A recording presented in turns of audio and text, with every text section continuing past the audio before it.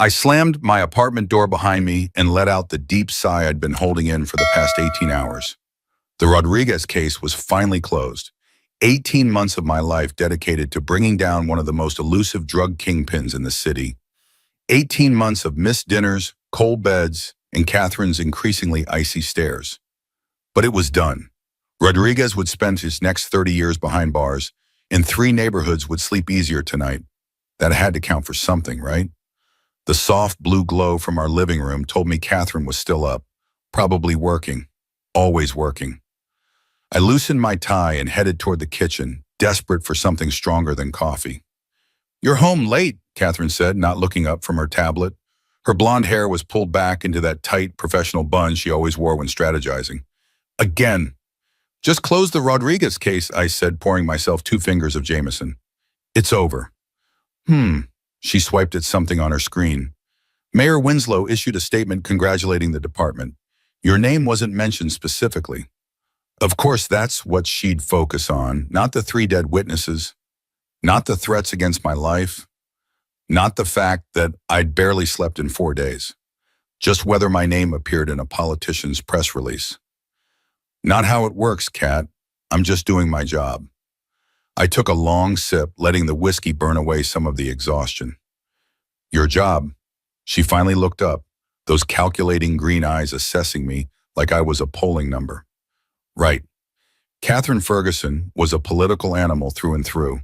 We'd met 3 years ago when I was assigned to provide security for her boss at the time, Congressman Lewis. She was brilliant at what she did, reshaping public perception, spinning scandals into opportunities, always 10 steps ahead of everyone else. It was what had initially attracted me to her, that fierce intelligence, that unwavering confidence. But lately it felt like I was being assessed rather than loved. "Davis is up 7 points after yesterday's debate," she continued, returning to her tablet. "The latest poll shows him with a clear path to the mayor's office. I've already been approached about joining his administration once he wins." "That's great," I said, meaning it. Catherine was ambitious, and I respected that. Hell, I admired it. "Sounds like your candidate is doing well." "He's not just my candidate with Rick. He's the future of this city." Her voice took on that passionate edge it always did when she talked politics. "He's going to transform how things work around here." "Well, I just helped take a major drug operation off the streets. That transforms things too, doesn't it?" I couldn't keep the defensive note out of my voice. Catherine set down her tablet and gave me her full attention, something that had become increasingly rare. She studied me with those shrewd eyes like she was preparing a campaign strategy. "Rick," she said carefully, "you did good work today. I'm not denying that. But let's be realistic about what you actually accomplished. You caught 1 dealer. There are a dozen more ready to take his place by morning." I downed the rest of my whiskey, the familiar argument souring the taste. "That's not the point." "But it is the point. You spend years of your life, risk everything, for what? To maintain the status quo? To be a cog in a broken machine?" She stood up and walked to where I was leaning against the kitchen counter. "Meanwhile, people like Davis are actually changing the system. They have real power, Rick. They make decisions that affect millions of lives. And people like me just keep those millions of lives safe while you guys play politics." I shot back. Catherine's perfectly manicured hand reached out and straightened my rumpled collar. It was an intimate gesture that somehow felt cold. "Rick," she said, her voice softening into what I recognized as her persuasion tone, "you're a good detective, one of the best, but your success doesn't translate to anything meaningful in the real world. There's no advancement, no real influence. No matter how many cases you solve, you'll always be on the street, chasing the next criminal." The words stung because they contained a grain of truth. I'd watched colleagues climb the ladder to captain, to commissioner, while I stayed in the trenches. By choice, but still. "Davis is going to win this election," she continued, "and when he does, I'll be positioned right at the center of power in this city. I need a partner who understands that world, who can navigate it with me. Someone who wants more than just," she gestured vaguely at my badge in the drawer, "more than just being a cop forever." I pulled away from her touch. What exactly are you saying, Catherine? She sighed, glancing at her engagement ring, the one I'd saved for 6 months to buy, the one that had seemed to lose its sparkle in recent weeks. I'm saying I need to be sure about us, about our future together. She crossed her arms. Rick, your world and my world are diverging. I'm on my way up, and you seem content to stay exactly where you are. So what? You're giving me an ultimatum? Join the political circus or else? The whiskey and exhaustion were making me bold. I'm giving us time to figure things out. Catherine picked up her tablet again, a clear signal that the conversation was ending on her terms, as usual. I need a month, Rick. A month to decide if you're worth it, if we have a future that makes sense for both of us. I stared at her, this beautiful, ambitious woman I'd asked to marry me. When had we started speaking different languages? When had her respect for my work turned into barely disguised contempt? I reached for the whiskey bottle again. Fine, I said, pouring another 2 fingers. Take your time. The next morning, Catherine was gone before I woke up, leaving behind only the faint scent of her expensive perfume and a note about dinner with donors. Standard operating procedure during campaign season. I rolled out of bed at noon, still groggy from the 3 hours of sleep I'd managed to get. My phone buzzed with a text from my partner, Tomas. Captain wants to see us. New case. Big one. So much for my promised 2 days off after closing Rodriguez. I texted back a thumbs up, showered again, and headed to the precinct. Captain Harris was waiting in her office, a folder thick with papers on her desk. Tomas was already there, looking like he'd had about as much sleep as I had. Congratulations on Rodriguez, Harris said as I sat down. DA says it's airtight. You did good work. Thanks, Captain, I said, catching Catherine's voice into my head. Your success doesn't translate to anything meaningful in the real world. Unfortunately, I need your eyes on something else now. She slid the folder across her desk. City Controller's Office flagged some irregularities in municipal contracts. Looks like someone's been steering city money to shell companies. Could be nothing. Could be something big. I flipped open the folder. Pages of financial statements, contract awards, shell company registrations. This isn't our usual territory, Captain. Isn't this something for financial crimes? Financial crimes is overwhelmed with that pension fund scandal. Besides, she gave me a knowing look, you've got good instincts for following money. You proved that with Rodriguez's laundering operation. I glanced at Tomas, who shrugged. Could be interesting, he said. Better than drug dealers for a change. Fine, I said, skimming the first few pages. Where do we start? City Hall, Harris said. Talk to the controller who flagged this. Name's Michael Torres. He'll fill you in on the details. As we left the captain's office, Tomas nudged me. Isn't your fiancé working on the Davis campaign? The guy running for mayor? Yeah, why? He pointed to a name in the file. Because some of these contracts seem to connect to his biggest donor, Westland Development. My stomach tightened. Let's not jump to conclusions. Could be nothing. Tomas gave me a sideways look. Sure, partner. Could be nothing. But we both knew better. In our line of work, coincidences rarely existed. Michael Torres was a nervous man with wire-rimmed glasses and a habit of checking over his shoulder. He met us in a coffee shop 2 blocks from City Hall rather than his office. I don't want to be seen talking to detectives, he explained, fidgeting with his cup. People talk. Mr. Torres, I began, we understand you found some irregularities in city contracts. He nodded rapidly. It started with a renovation project for the East Side Community Center. The bid went to a company called Sierra Construction. Bid was nearly double the next closest competitor, but they got it anyway. That raised a red flag. So you look deeper, Tomas prompted. Sierra doesn't exist. Not really. It's a shell company. Same with about 6 others that have received city contracts in the last year. All leading back to the same holding company, which is owned by Westland Development, I finished for him. Torres looked surprised. You already know? It was in the file, Tomas said. What's the total amount we're talking about? About $12 million in city funds spread across different departments so it wouldn't draw attention. Torres took a nervous sip of his coffee. The thing is, these contracts were pushed through by Commissioner Wallace. I exchanged glances with Tomas. Building Commissioner Wallace? Torres nodded. He's Mayor Winslow's appointee, but word around City Hall is that he's already promised a job in Davis's administration if Davis wins next month. Over the next week, Tomas and I dug into the shell companies. Each one existed only on paper, with no employees, no offices, and mysteriously vague descriptions of the work they'd supposedly completed for the city. All payments went to accounts that were quickly drained, the money moving through a series of transfers that became increasingly difficult to track. But we were good at our jobs. We followed the money to an account in the Cayman Islands, registered to Westland Development, whose CEO, Andrew Westland, was Davis's biggest campaign contributor. What we couldn't find was a direct link to Davis himself. Everything stopped at Westland and Commissioner Wallace. It was suspicious, but not conclusive. I hadn't seen much of Catherine that week, which was probably for the best. She was busy with campaign events, and I was busy investigating her candidate's biggest donor.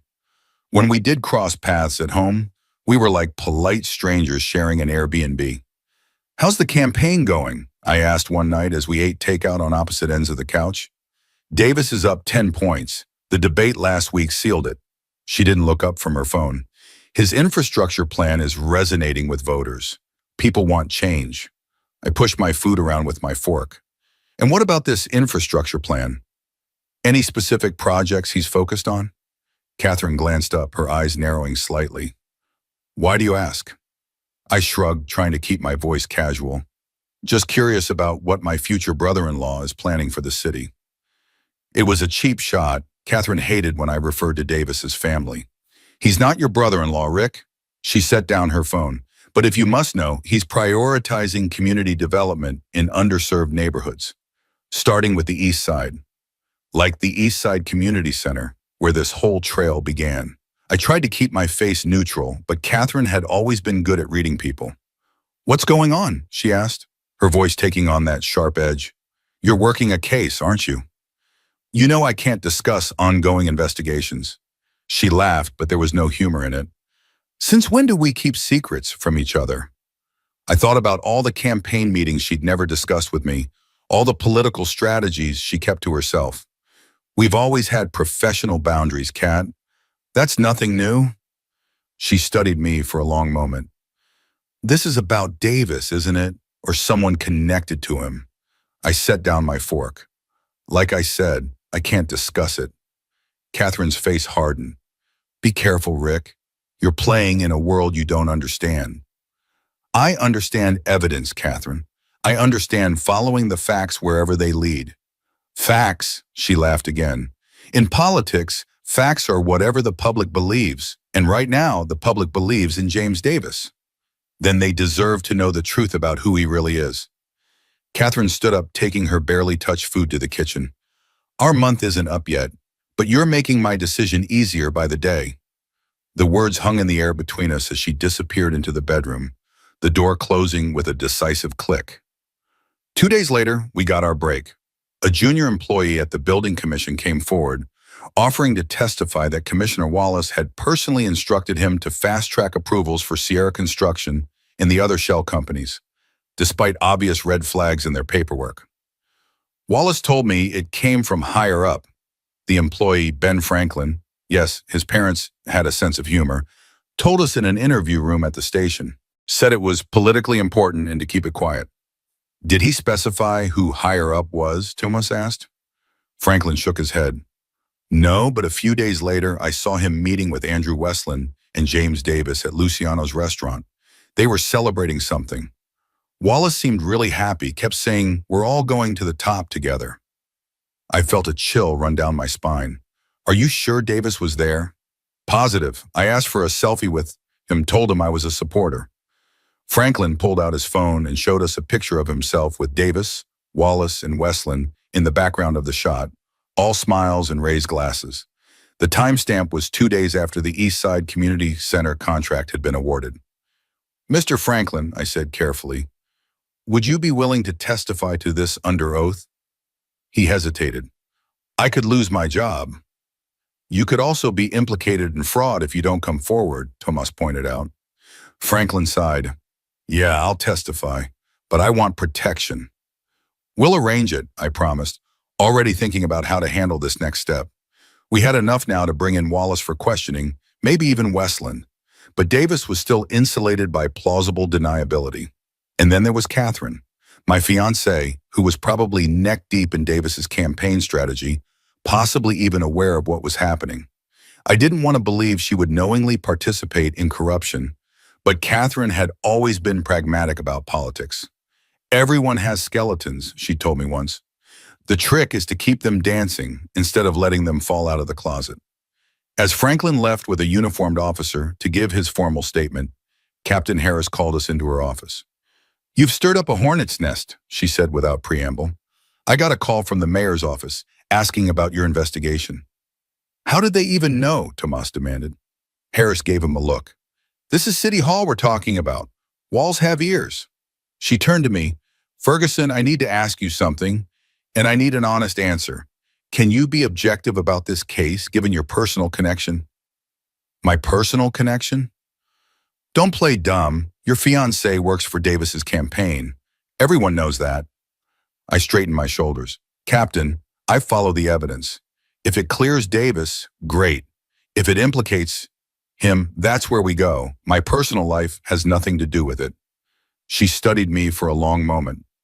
"I'm trusting you on this, Ferguson. Don't make me regret it." She turned to include Thomas. "Bring in Wallace for questioning. See if he'll flip on Westland." "And Davis?" Thomas asked. "One step at a time. We need solid evidence before going after a mayoral candidate 3 weeks before an election. The political fallout would be nuclear." As we left her office, Tomas gave me a sympathetic look. "You okay, partner?" "I'm fine," I lied. "Let's go ruin Commissioner Wallace's day." Wallace was a bureaucrat through and through. Soft hands, expensive suit, and the look of a man who'd never faced consequences for his actions. Until now. He maintained his innocence for the first hour of questioning, insisting that all contracts had been awarded according to proper procedures. But when we showed him the paper trail and mentioned Franklin's testimony, his demeanor changed. "This is ridiculous," he sputtered. "Franklin is a disgruntled employee looking to make trouble." "The financial records don't lie, Commissioner," I said, spreading photos of the meetings he'd had with Westland across the table. "Sierra Construction doesn't exist. Neither do any of the other companies you approved. Where did the $12 million go?" "I don't know anything about that." "Then why were you celebrating with Westland and Davis right after the East Side contract was approved?" Thomas asked, sliding the selfie Franklin had shown us across the table. Wallace's face went pale. "That was just a campaign dinner. I support Davis's vision for the city." "To the tune of 12 million taxpayer dollars?" I pushed. The commissioner glanced at the door as if hoping someone would burst in and stop this interrogation. "I want a lawyer." By the time I got home, it was nearly 9. I'd spent the afternoon coordinating with the DA's office on how to proceed with Wallace, who was singing like a canary after an hour with his lawyer. He was pointing fingers at Westland, claiming the developer had orchestrated the entire scheme, but he was still careful to keep Davis at arm's length, insisting the candidate knew nothing about the fraud. I didn't believe him for a second. Catherine was waiting in the living room, a glass of red wine in her hand. She didn't stand when I entered. "You're late," she said, her voice cold. "Work," I replied, dropping my keys on the counter. "You wanted to talk?" "You're investigating James Davis." It wasn't a question, so I didn't treat it as one. I went to the kitchen and grabbed a beer from the fridge. "Wallace was brought in for questioning today," she continued. "Something about contract irregularities. Westland's lawyer called Davis an hour ago, warning him that the police are sniffing around." She took a sip of her wine. "And mysteriously, my fiancé is leading the investigation." I leaned against the counter, facing her across the apartment. "It's not mysterious at all. I was assigned the case. I'm following the evidence. 3 weeks before the election. This is clearly a political hit job orchestrated by Winslow's people." "It's not political, Catherine. It's criminal. $12 million in city funds diverted through fake companies to Westland Development. Money that was supposed to go to community projects." She waved her hand dismissively. "If there were irregularities, they were Westland's doing, not Davis's. James runs a clean campaign." "Wallace is cooperating," I said. "He's telling us everything." Something flickered across Catherine's face. Concern, perhaps, or calculation. Wallace is trying to save himself. He'll say anything. We have documentation, Catherine. Bank transfers, shell companies, the whole operation. And a witness who saw Wallace celebrating with Westland and Davis right after one of the fake contracts was approved. She set down her wine glass carefully. What exactly are you implying, Rick? I'm not implying anything. I'm telling you that your candidate is involved in a corruption scheme, and I'm wondering if you knew about it. Catherine's laugh was sharp. Of course. This is what it's all about, isn't it? You couldn't handle my ultimatum, so you decided to destroy my career instead. This has nothing to do with us, I insisted, though we both knew that wasn't entirely true. This is about public corruption. This has everything to do with us. She stood up, her composure cracking. You're jealous of my success, of my connection to real power. So you invented this investigation to tear it all down. I didn't invent anything, Catherine. The city controller flagged these contracts before I was ever assigned the case. But you were all too happy to take it on, weren't you? To prove that your world, your rigid black and white world of justice, is somehow superior to mine. I took a long drink of my beer. If Davis is innocent, he has nothing to worry about. If he's guilty, then he deserves what's coming to him. It's that simple. Nothing in politics is ever that simple, and you know it. Catherine paced the living room. Do you have any idea what you've done? The Davis campaign is about to transform this city. We're weeks away from the election, and you're threatening to derail everything because of some technical financial irregularities? Stealing $12 million isn't a technical irregularity, Catherine. It's a felony. She stopped pacing and looked at me, really looked at me for the first time in weeks. Recuse yourself from the case. What? Recuse yourself. Tell your captain you have a conflict of interest. Let someone else handle it. I stared at her in disbelief. You can't be serious. I've never been more serious. If you care about me at all, you'll step away from this investigation. And if you respected me at all, you wouldn't ask me to compromise my integrity. Catherine's face hardened. Your integrity. She spat the word like it tasted bad. Your precious moral high ground that keeps you stuck in the same place year after year, while people like Davis and me actually make things happen. Make things happen by stealing from the communities you claim to want to help? That's not making change, Catherine. That's exploiting the system for your own gain. You have no idea what it takes to create real change in this city, she shouted. Sometimes you have to make compromises, work within the system. Break the law, I cut in, to accomplish something meaningful, she finished, ignoring my interruption. Davis may have cut some corners with Westland, but the end result would have been transformative policy for this city. I set my beer down hard enough that it foamed over the top. So you did know. You knew about the fraud. Catherine realized her mistake a moment too late. She recovered quickly, her political training kicking in. I didn't say that. I said if there were irregularities, they were in service of a greater good. Don't spin this, Catherine, not with me. I felt sick. You knew money was being diverted. You were part of it. I wasn't part of anything. I run communication strategy, not financial operations. But you knew, and you said nothing. She threw up her hands. What was I supposed to do? Blow the whistle on the campaign I've spent 2 years building? Destroy my own career? You were supposed to do the right thing. The right thing? She laughed bitterly. According to who? Your rigid police code? The real world is more complicated than that, Rick. Sometimes the right thing is whatever creates the most good for the most people. And who decided that stealing $12 million from community projects was for the most good? Davis? Westland? You? Catherine's silence was answer enough. I ran a hand through my hair, trying to process what I was hearing. The woman I loved, the woman I had planned to marry, was justifying corruption because it served her ambitions. This isn't you, Catherine, I said quietly. The woman I fell in love with had principles. The woman you fell in love with grew up, she shot back. She realized that principles without power are just pretty words. Davis is going to win this election, with or without your little investigation. And when he does, I'll be exactly where I need to be to make real change in this city. From inside a prison cell, I shook my head. The DA is moving forward, Catherine. Wallace is cooperating. Westland will be next. It's only a matter of time before they get to Davis and anyone else involved in the scheme. Something like fear flashed across her face. What are you saying? I'm saying that if you knew about this fraud and said nothing, you could be charged as an accessory. Catherine went still. Are you threatening me, Rick? I'm warning you as someone who cares about you. Get a lawyer, Catherine. Distance yourself from Davis and this whole mess before it's too late. She stared at me for a long moment, then walked to the hall closet and pulled out a suitcase. What are you doing? I asked. What does it look like? I'm leaving.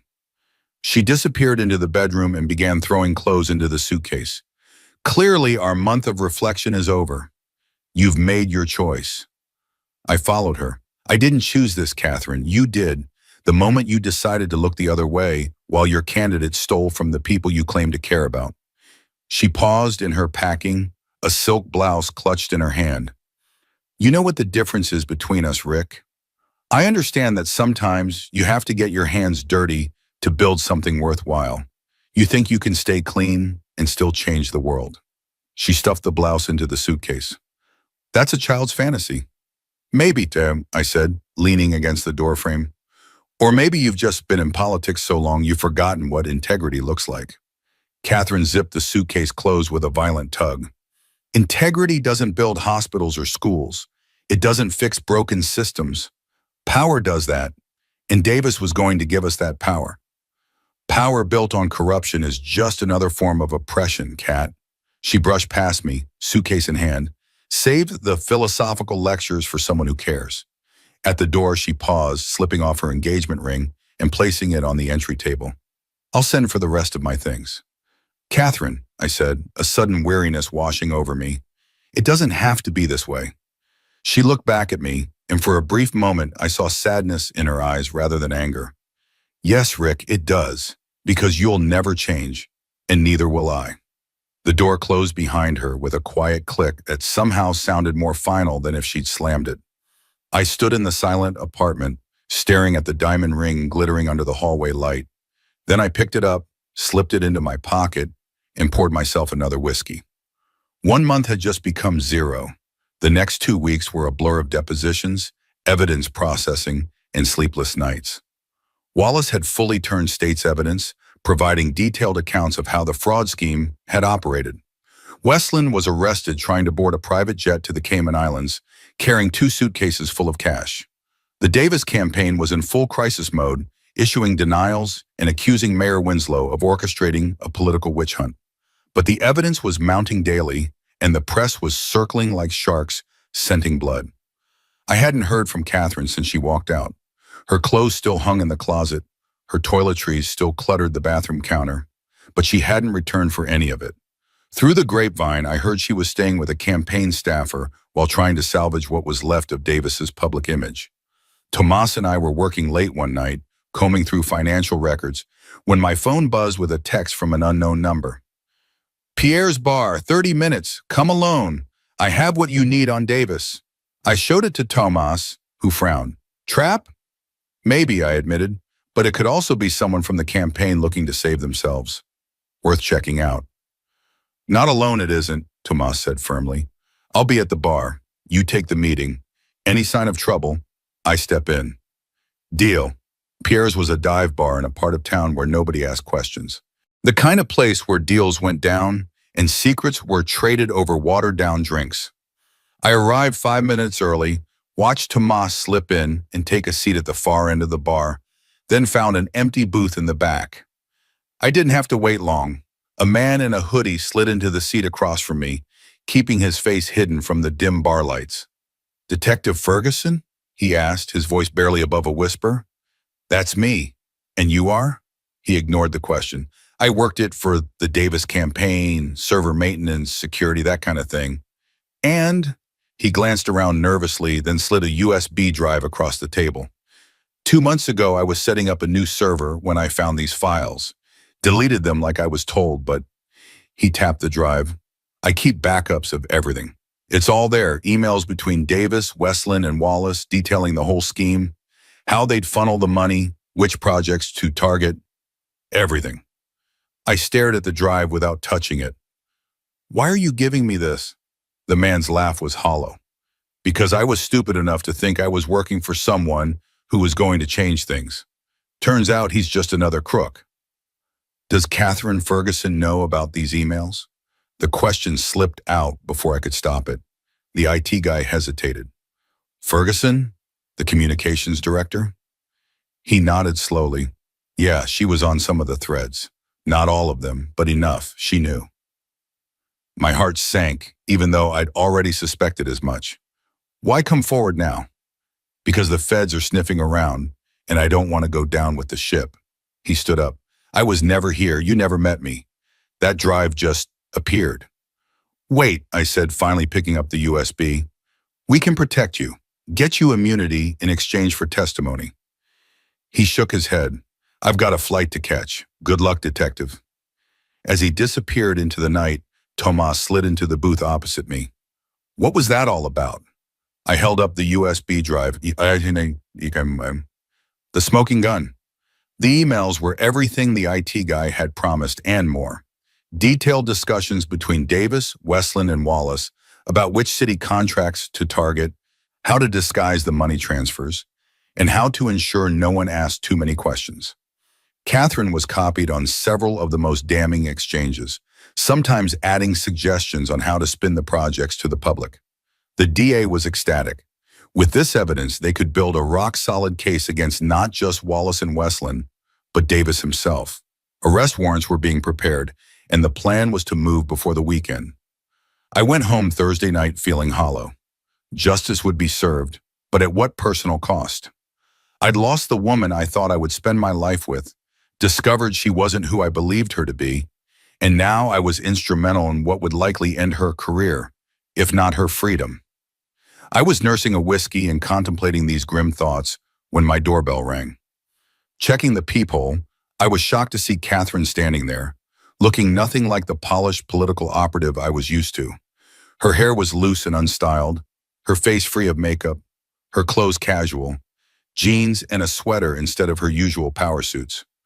I opened the door but didn't invite her in. Catherine. Rick. She looked tired, the confident gleam in her eyes dimmed. Can I come in, please?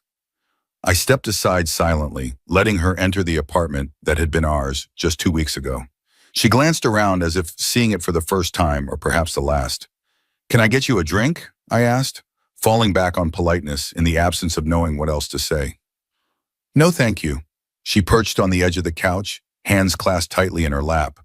I suppose you've heard the news? What news? The campaign is imploding. Donors are pulling out. Staffers are resigning. The latest poll has Davis down 15 points. She laughed humorlessly. 3 weeks ago, we were measuring the drapes for the mayor's office. Now we're looking for criminal defense attorneys. I sat in the armchair across from her, keeping my distance. Why are you here, Catherine? She looked up, her eyes meeting mine directly. I knew you were investigating a Davis. I knew you had Wallace. But I thought it would stay contained, that Davis was insulated enough to weather it. And now I hear rumors about emails, damning emails that prove Davis was directly involved in the fraud scheme. She studied my face carefully. Is it true, Rick? Do you have emails? I took a sip of my whiskey, buying time to think. Was she here as my ex-fiancée, looking for answers? Or as Davis's communications director, looking for intelligence she could use to help him prepare a defense? If such emails existed, I said carefully, they would be evidence in an ongoing investigation. I couldn't discuss them with you. Catherine's shoulders slumped slightly. I'm not here to spy for Davis if that's what you're thinking. Then why are you here? She was quiet for a long moment. I wanted to see you before whatever happens next. You mean before the arrests? She flinched. So it's true. You're going to arrest Davis. The DA is preparing the warrants for Davis, Westland, and several others involved in the scheme. I watched her face carefully as I added, including anyone who knew about the fraud and participated in covering it up. Fear flickered in her eyes. Are you warning me, Rick? I'm telling you what's happening. What you do with that information is up to you. Catherine stood abruptly and walked to the window, staring out at the city lights. You know, when I first joined Davis's campaign, I really believed in him.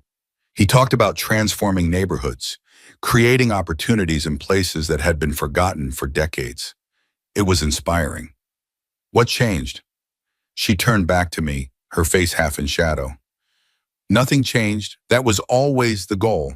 But the system is designed to protect the status quo. We couldn't get the funding we needed through legitimate channels. The old guard blocked us at every turn. So you decided to steal it instead. We decided to circumvent a broken system to help communities that were suffering. Her voice rose with passion. Do you know what that money was really going to fund? After-school programs in neighborhoods with the highest crime rates, health clinics in medical deserts, job training centers where unemployment is over 30%. Noble goals don't justify criminal means, Catherine. Easy for you to say from your moral high ground. The bitterness was back in her voice. You've never had to make the hard choices, the compromises that actually get things done in the real world. I set down my glass hard. Don't give me that. I make hard choices every day. I've watched guilty people to walk free because of technicalities. I've had to tell families that their loved ones' killers will never face justice. I understand compromise better than you think. But you've never crossed your precious line, your code. No, I admitted, I haven't. Because once you start justifying breaking the rules for the greater good, where does it stop? Today it's diverting funds for community projects. Tomorrow it's silencing opponents who get in your way. It's a slippery slope, Catherine, and Davis was already sliding down it. She was quiet for a moment, considering my words. Maybe you're right, she finally said, so softly I almost didn't hear her. Maybe I lost my way. I wanted to go to her then, to hold her and tell her it would be okay. But we both knew it wouldn't be. What happens now? She asked. Now you get a good lawyer. You cooperate with the investigation. If you weren't directly involved in the fraud itself, just aware of it, you might avoid the worst charges. Catherine laughed bitterly. My career in politics is over either way. Maybe that's not such a bad thing, I suggested gently. Maybe it's a chance to start over, to find a way to make change that doesn't compromise who you are. She looked at me, really looked at me, for what felt like the first time in months. You still believe in me, don't you? Even after everything? I believe in the Catherine I fell in love with, the one who wanted to make the world better. She's still in there somewhere. Catherine crossed the room and sat beside me, close enough that I could smell her perfume, the scent that had once meant home to me. I'm sorry, Rick, she whispered, for what I said about your work, about you being just a cog in the system. You were right all along. You were changing things, one case at a time, while I was just playing politics. I wanted to believe her. God, how I wanted to believe this was a genuine moment of clarity, of reconnection. But something in her tone, in the way her hand had moved to rest on my knee, felt calculated. Catherine, I said, gently removing her hand, why are you really here tonight? Her expression shifted, the vulnerability disappearing behind a mask of composure. Can't I just want to see you to apologize? You could, but that's not all this is it? She stood up again, pacing the living room. Fine, you want the whole truth? Davis is panicking. He knows something big is coming, and he's looking for someone to blame. Westland is threatening to implicate everyone to save himself. The whole thing is falling apart, and I'm caught in the middle. And I need to know what you have, who's being targeted, what the timeline is. She stopped pacing and faced me directly. I need to protect myself, Rick. At least now we were being honest with each other. I can't give you that information. Catherine, you know that. Not even for me, for what we had? Especially not for that. I stood up to face her. If you want protection, there's only one legitimate way to get it. Come in tomorrow morning with a lawyer and offer to cooperate. Tell the DA everything you know. Turn state's evidence against Davis? She shook her head. He'd destroy me. Not if he's behind bars, which is where he's headed. Catherine studied me for a long moment, calculation replacing the earlier vulnerability in her eyes. You've changed, Rick. You used to be more flexible. No, I haven't changed. You just never really saw me. She picked up her purse from where she dropped it on the couch. I should go. Catherine, I said as she headed for the door, think about what I said. Come in tomorrow. It's your best option. She paused with her hand on the doorknob, not looking back. Goodbye, Rick. After she left, I called Captain Harris, then the DA. Catherine's visit had confirmed my suspicions. Davis knew we were closing in.